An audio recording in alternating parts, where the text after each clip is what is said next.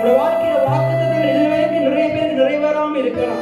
ஆனா எத்தனை பேர் விசுவாசிக்கிறீங்க? ஆண்டவர் சொல்லிட்டாரா இருந்தா அது நிச்சயமா என்னுடைய வாழ்க்கையில நிறைவேற்றுவார். எத்தனை பேர் ஆமென் சொல்றீங்க? அது நிறைவேறாம போகிறதுக்கு வாய்ப்பே இல்லை. இந்த வேதவசனம் சொல்லுது, வானமும் பூமியும் ஒழிந்து போனாலும் என்ன இந்த தேவனுடைய வார்த்தை ஒரு நாளும் ஒழிந்து போகாது. எத்தனை பேர் விசுவாசிக்கிறீங்க?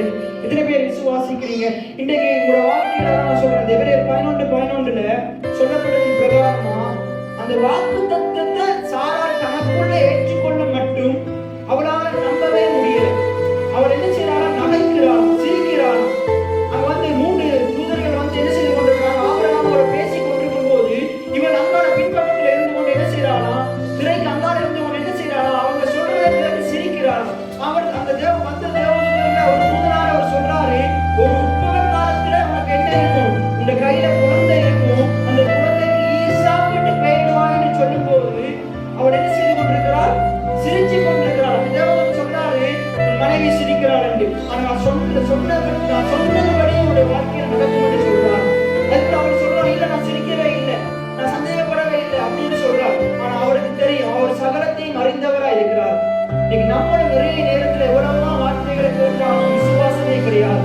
இந்த சாராள போல எங்கேயோ ஓடுறோம், என்ன செஞ்சு கொண்டிருக்கிறோம்? சந்தேகப்பட்டு கொண்டிருக்கிறோம்.